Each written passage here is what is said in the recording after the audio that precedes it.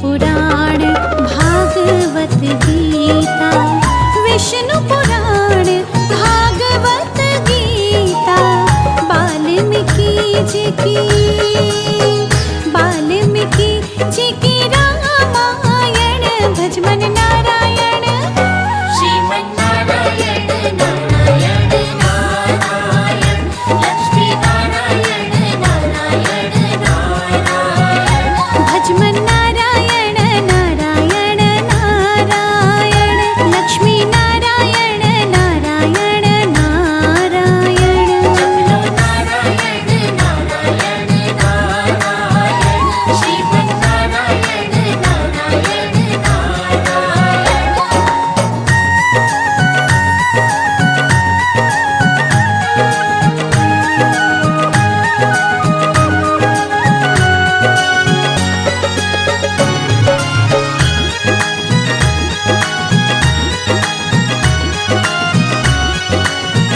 जो नारायण नाम है लेते, जो नारायण नाम है लेते, पाप होत सब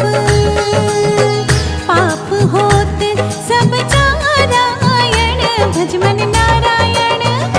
श्रीमन नारायण नारायण नारायण, लक्ष्मी नारायण नारायण नारायण, हरि नारायण नारायण नारायण, भजले नारायण नारायण नारायण। जपलो नारायण नारायण नारायण, लक्ष्मी नारायण नारायण नारायण।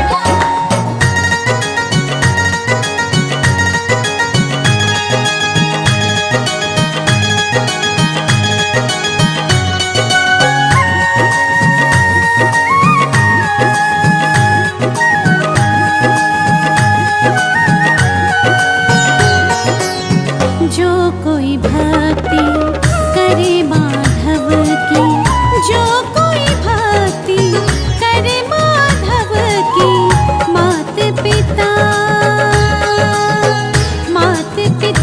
कुल तारायण, भज मन नारायण।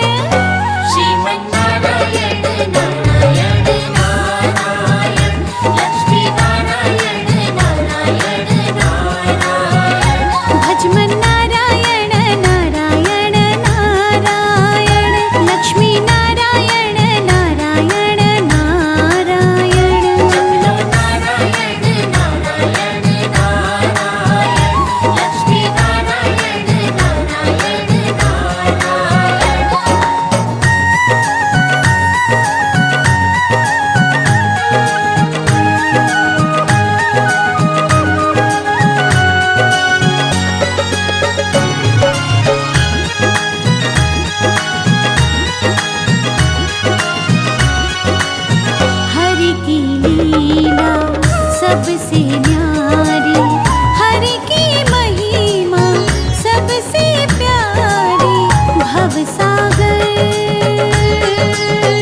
भवसागर भव पारायण, श्रीमन नारायण। श्रीमन नारायण नारायण नारायण, लक्ष्मी नारायण नारायण नारायण, जपलो नारायण नारायण नारायण, हरि नारायण नारायण नारायण। जपलो नारायण नारायण नारायण, श्रीमन नारायण नारायण नारायण, भज मन नारायण नारायण नारायण, लक्ष्मी नारायण नारायण नारायण, जपलो नारायण नारायण नारायण, श्रीमन नारायण नारायण नारायण।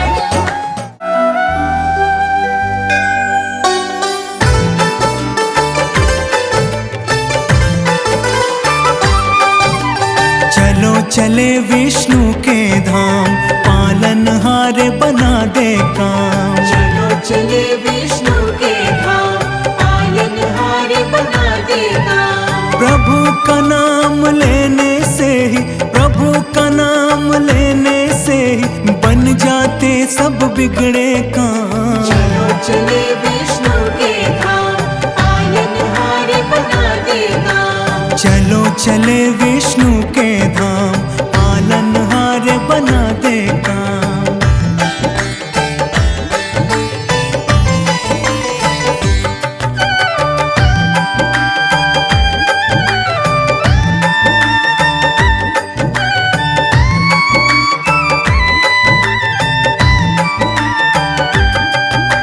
मधु के टव दो दैत्यों को मत्स्य रूप से मारा, मत्स्य रूप से मारा।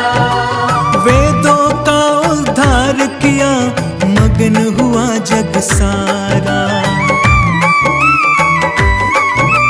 सागर मंथन में प्रभु ने कश्यप रूप बनाया, अपनी पीठ पर मंदराचल पर्वत का भार उठाया। पर्वत का भार उठाया। पृथ्वी की रक्षा के लिए 12 रूप में आए, 12 रूप में आए। हिरण्याक्ष को मार के धरती जल के ऊपर लाए। चलो चले विष्णु के धाम, पालनहार बना देगा। चलो चले विष्णु के धाम, पालनहार बना दे काम।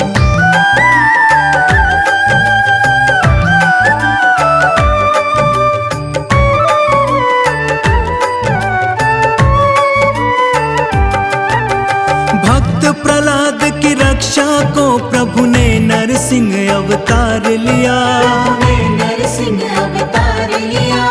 अभिमानी अत्याचारी हिरण्याकश्यप को मार दिया। भूमि 3 पग मांग के बाली से वामन रूप विराट किया। बलि के सर पे पग धर के प्रभु ने उसका उद्धार किया। ने उसका उद्धार किया। परशुराम अवतार प्रभु का विष्णु जी का रूप है। विष्णु जी का रूप है। परशुराम अवतार प्रभु का जगत प्रसिद्ध कहा। चलो चले विष्णु के धाम, पालनहार बना देगा।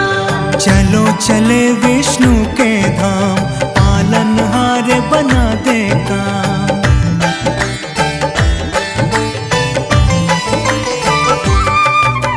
त्रेता युग में प्रभु ने ही श्री राम रूप में जन्म लिया। श्री राम रूप में जन्म लिया। जनक सभा में शिव के धनुष को तोड़ सिया से ब्याह किया।